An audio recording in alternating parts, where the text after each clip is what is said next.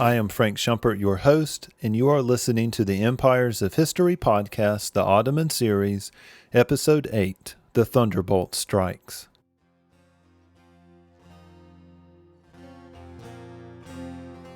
In Episode 7, we covered the Battle of Kosovo and the assassination of Sultan Murad I.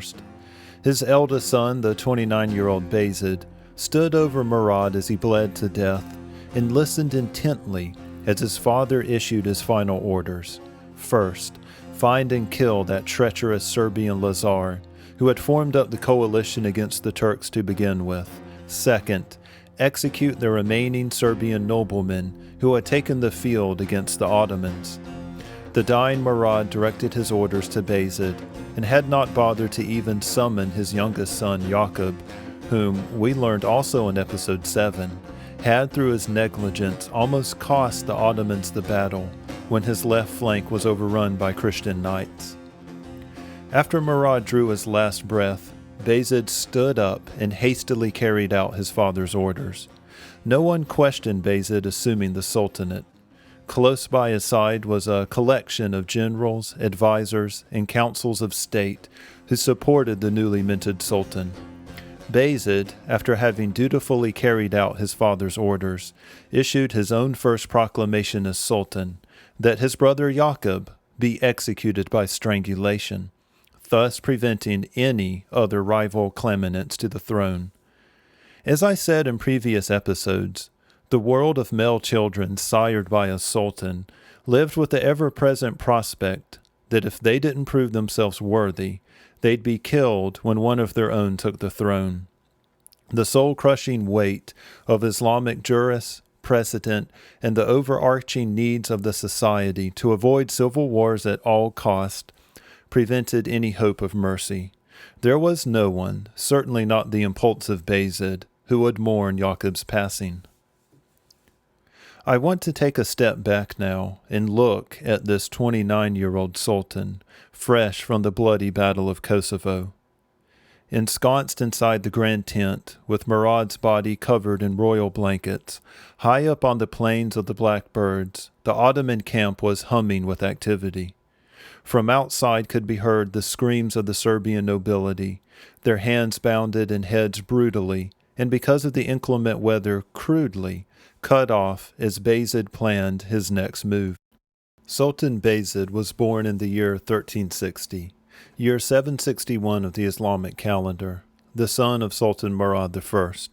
His early childhood was shaped largely by his mother, a Byzantine princess married to Murad, after having been taken captive during a raid. Her original Christian name seems to have been lost to history. But after her conversion to Islam, her name was recorded as Gul Sekig.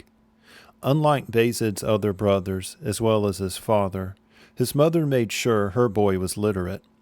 Growing up, the boy was exposed to a world of poetry, classical Greek texts like the Iliad and the Odyssey, and what fragments of philosophy had come down to the Islamic world of Socrates, Plato, and Xenophon. This in addition to mathematics and logic. Another great fact about the boy was he was the first son truly born of a sultan. Whereas Ertugrul, Ottoman, and later proto-sultans Orhan and Murad had risen from local warlords, then to the status of emirs, Bayezid was born from the start of a recognized sultan. Although his mother took great pride in the boy's learning ability, the real focus of Bayezid's childhood, then later adulthood, would have been learning the martial skills of the bow and the horse, and stratagems to outmaneuver his brothers, in the race to beat the ticking time bomb that was their father's eventual death. Bayezid was appointed governor in 1381 at the age of 21 of a small province called Kayseri, a post he would excel in for the next 6 years. Located in the mountains of central Anatolia and overshadowed by a long-extinct volcano some 28 meters high, the city served as an important outpost of sorts on the frontier of the empire. Bordering Kayseri were 3 powerful Turkish beys independent of Ottoman control. Yet, vis-a-vis Sultan Murad's clever arranged marriages, threats of invasions, and outright bribes, the region was mostly peaceful, at least on paper. During Bayezid's tenure as governor, certain tendencies in his character became apparent to observers, who, we can assume, promptly passed them on to Murad, as the Sultan, along with future sultans, had a habit of keeping a spy network surrounding their sons, both to report their dispositions, progress in training, different aptitudes, and most importantly, to secure against rebellion. This was a system of formal education that ensured the sons of a sultan were at all times spied upon, and every future candidate for the sultanate eyed for ability. As the governor, Bayezid was often imperious with his dealings with the non-Ottoman Turkish neighbors in trade agreements and other matters. The Turkish beys coming to the new governor seeking this or that economic or diplomatic interest had long been accustomed to humble deference to social status, as the servants of the Sultan were quick to bow to their demand. Instead of this normal arrangement, they met with the imposing and impatient Bayezid, who insisted as a son of the House of Ottoman that he was actually, thank you very much, not their equal but superior. It didn't appear to matter to Bayezid that he was addressing rulers whom only tenuously recognized any preeminence of the House of Ottoman as fellow Muslims in the fight against the Christians. During his governorship, Bayezid succeeded in making many enemies in Anatolia, a far cry from his father's carefully laid plans of alliances and strategic maneuvering amongst their Turkish brothers. It had long been the standing policy of first Orhan and then Murad to keep the beys and emirs divided against themselves, with favors, marriages, and money, with the aim of preventing them from uniting and challenging Ottoman authority. Later historians, and rightfully so, later blamed Sultan Bayezid for his reckless forays against the Turkish emirs and destroying the established order created by his forefathers, and cutting against the overall grand strategic vision of Ottoman. However, there is some evidence that this system was, after all, breaking down. Turkish beys never missed an opportunity to backstab the Ottomans. It seemed whenever they got a chance, and the rise of the Karmanids almost made conflict and security competition certain between the Ottomans and the beys. The independent Turkish beys were therefore, in Bayezid's eyes, disloyal, liars, haughty, and worse, a threat to Ottoman power in the east. This first impression of his Muslim Turkish brothers during his governorship would stay with Bayezid for the rest of his life. He was often heard despairing the wild haphazard raids of the beys and contrasted them often with the fine discipline of their Christian enemies in the Balkans. Bayezid's dislike of the beys and emirs grew to a hot simmer when he turned 27 and Sultan Murad campaigned into the hinterlands of Anatolia to spank the Karmanids for their transgressions. We covered Murad's campaign in detail, or at least as much as I could scrape up from the available sources with halfway credibility, in episode 6. If you recall, Murad's army was accompanied by numerous contingents of Christian troops, Bulgarians, Serbians, and Albanians. These troops were excellent in battle, but Murad restrained their use because he was worried about the political optics of a Muslim ruler using Christian troops to crush fellow Muslim emirs. And Murad doled out swift justice on the Christian troops for raiding and looting without authorization. All of this seemed to have gotten under Bayezid's skin. Here was a ripe opportunity to dispel the myth that the Ottoman sultans were just another emir, or worse, their status was equal to the numerous squabbling bands of Turkish beys. The time for diplomacy, strategy, and worrying about optics were done and over with, the nightly news be damned. And Bayezid seemed put off by the executions of the Christian troops. Not because of any sense of common humanity or pity, mind you, but because how exactly was his father planning on recruiting Serbians and Bulgarian troops for future campaigns to secure Anatolia if they couldn't raid and share in the loot. It wouldn't raise morale or create excitement amongst the men, that's for sure. Fellow Muslims be damned.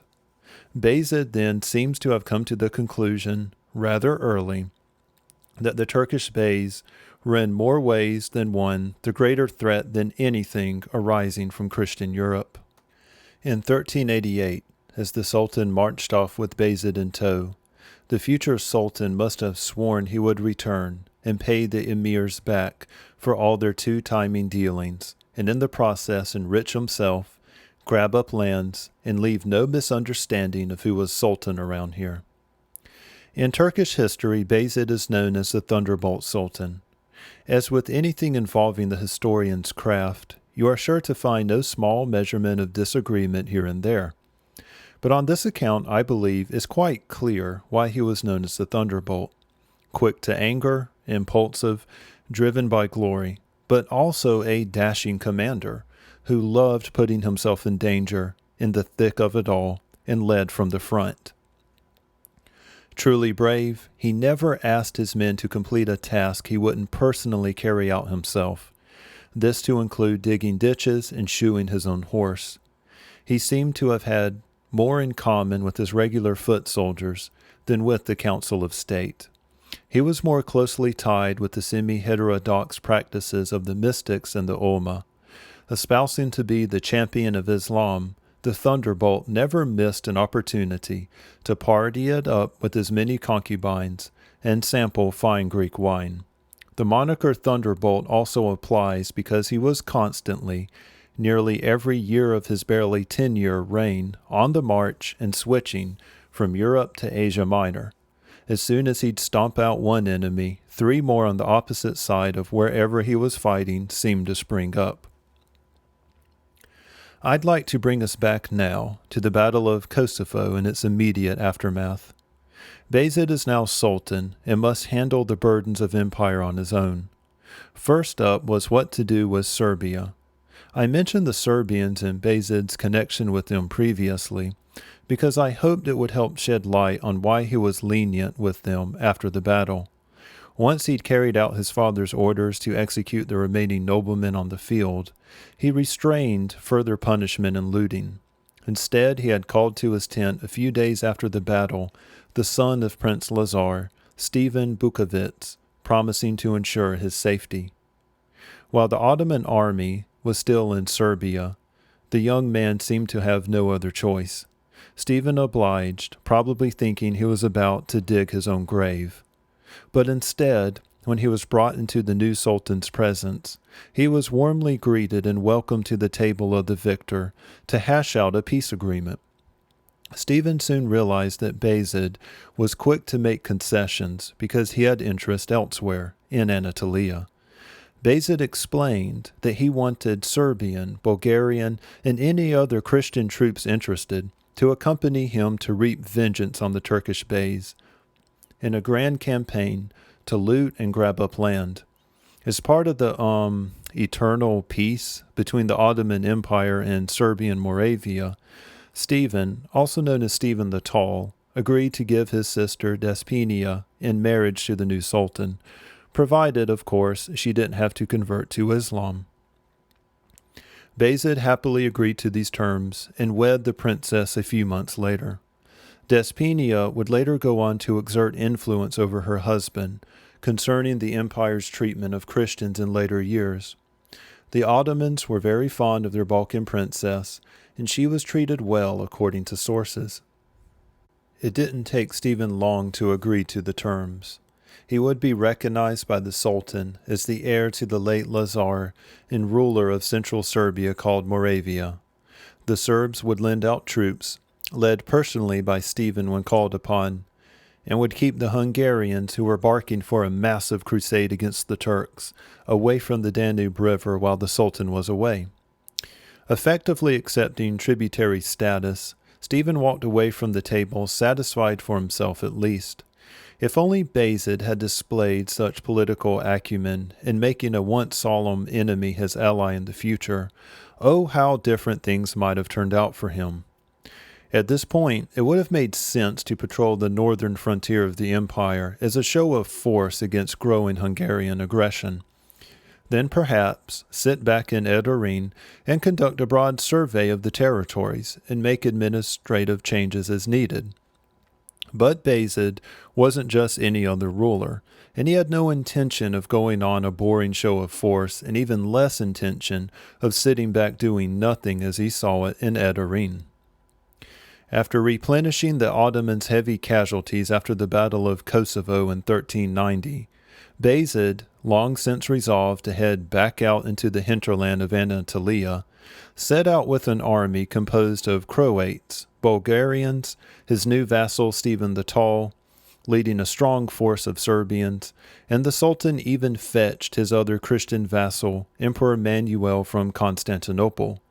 It is from the writing of the Christian emperor that Bayezid's campaign has come down to us, as he was obliged to attend the Sultan. As the Sultan was marching through Thrace, then Bulgaria, gathering his army, news traveled across the Dardanelles and into the Anatolian side of the empire, and from there to the Turkish beys themselves, of the impending military campaign being launched against them. Under the leadership of the Karmamanid Emir Ala ad-Din Ali and the other major players in the regions, the beys decided they'd had enough of the sultans.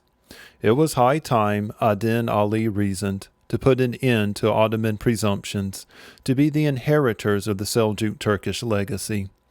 Band together and drive the Ottomans, if not out of Anatolia completely, then at least back into their corner of northwestern Asia Minor, where they rightly belonged. And who was this Bayezid anyway? Some rich kid with an entitlement attitude? It was time to teach the young punk a lesson or two. Sultan Bayezid had his army transported across the Dardanelles by ships from the Byzantines and formed up near the Ottoman city of Bursa with around 20 to 25,000 men, although we have some reason to think this may have been an inflated number. Breaking the force down, it seems like Bayezid left the bulk of the Ottoman military, the Akinci and other cavalry units behind, divided up between Bulgaria and southern Serbia. This was to be a battle of the Sultan's elite and now rapidly expanded Janissary Corps, numbering perhaps some 5,000, along with locally raised scouts supporting artillery as well, along with cavalry. The main part of his army was made up of the Christian contingents supplied by the Serbians under Stephan the Tall and the Byzantine troops under Emperor Manuel. The Christian troops were highly motivated, as the Sultan guaranteed over half of all spoils, loot, and slaves would belong to the men who fought. Thus it was in 1390 that an army composed largely of Christians, led by a Muslim, invaded a territory that was technically part of the abode of Islam. Optics be damned indeed. This was, in so many ways, to be a test case of Murad's original vision and conclusion that Anatolia could only be tamed by utilizing the resources in Europe. Murad, though, probably would have wished the expedition to have been carried out with better political forethought than the brutal hammer that was to come a swinging and hitting, courtesy of Bayezid. Meanwhile, the Turkish beys were just getting word out that an alliance had formed when news of the Thunderbolt's first movements reached them.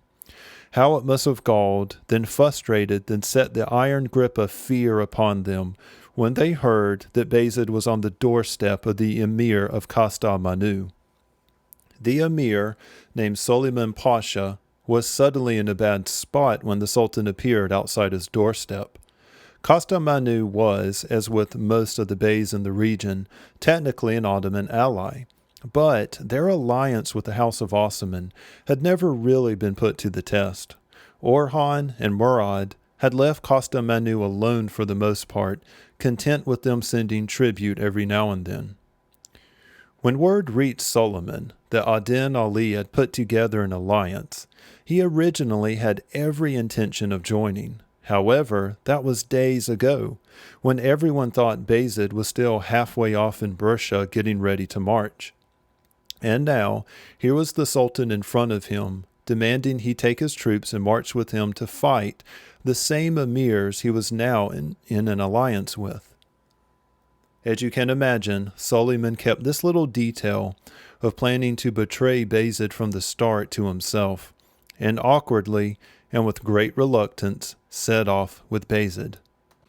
The Sultan, next, after 4 days of forced marching, then appeared without warning outside the city gates of the capital of the Samarkand emir, demanding their surrender. The city wisely surrendered as their ruler, who, after having given up his city without a fight, was allowed to retire as the Christian troops merrily sacked the city. Just as soon as Bayezid accepted the surrender, he swung his army east and repeated the process with the annexation of Mentesh in Aydin. This rounded out the gaps in the western part of the Ottoman holdings in Anatolia. Bayezid, his army now becoming thoroughly exhausted from the frantic marches and attacks, sieges and storms, gave them no resting space as he set his sights on the Beylik of Jermia. Jermia had long been Bayezid's pet project of sorts. Smaller than Carmenid, yet large enough to constantly prove a thorn in his father's side for years, Jermia were the Ottomans' sworn ally whenever a sultan appeared before them with an army, and furious enemy when the Ottomans returned to Europe. The kind of friend you could never turn your back on. Bayezid broke into the province with a violence not seen in the region since the Seljuk invasions. The Christian troops let loose a murderous wrath of rape, murder, theft, and plunder, as Bayezid happily let them off the leash. The emir of Jermia, one Yaqub, was captured by Bayezid's forces, where he was tortured for the amusement of the Sultan, only to have the sweet release of death denied him, and he wasted away the rest of his life in a prison in Bursa. In picturing Sultan Bayezid's march from Bursa and all the way to the Carmenid capital of Konya, I'm reminded of a book I read back in college, Cormac McCarthy's Blood Meridian. For anyone who's read this tale of sinking nihilism and total meltdown of morality, this is kind of the idea you should get when tracing Bayezid's march to Konya. Emperor Manuel would remark years after Bayezid's death that the campaign was especially brutal, and that the conduct of his men, especially the Serbians, was cause of great shame for Christians everywhere. It's hard to get a handle reading the accounts from our modern perspective of the sheer amount of human suffering wrought by the army's passage. Lost to time are the screams of villagers forced into their homes as they were set on fire, the cries of women being violently assaulted, whole traditions wiped out, children murdered in front of their parents, families as old as the Mongol conquest disappeared in the face of Serbian lances. By the time the Ottoman army reached Konya in 1391, the Sultan's reputation had preceded him, and the people within the besieged city shook with fear. Well, I know that's kind of a downer to leave off on. Next time we shall pick up with Sultan Bayezid and his siege of Konya. Also, stay tuned because this week I'm very excited to be interviewing a historian who has a lot of interesting things to say. Look for that episode hopefully by this Friday or over the weekend. I hope you enjoyed the show, and if you did, please consider supporting the show by going to Apple Podcasts, Stitcher, and Spotify, and by visiting the show's website at, all one word, Empiresofhistorypodcast.blueberry.net, where you can comment and subscribe. Feel like supporting the show? You can always leave me a review on Apple Podcasts, Stitcher, or Spotify. Or if you're feeling really generous, you can stop in at Patreon under the show's page and make a donation. Any little bit will help, believe me. As usual, if you feel I can improve the show, please drop me a line at empiresofhistorypodcast@gmail.com. Many, many thanks.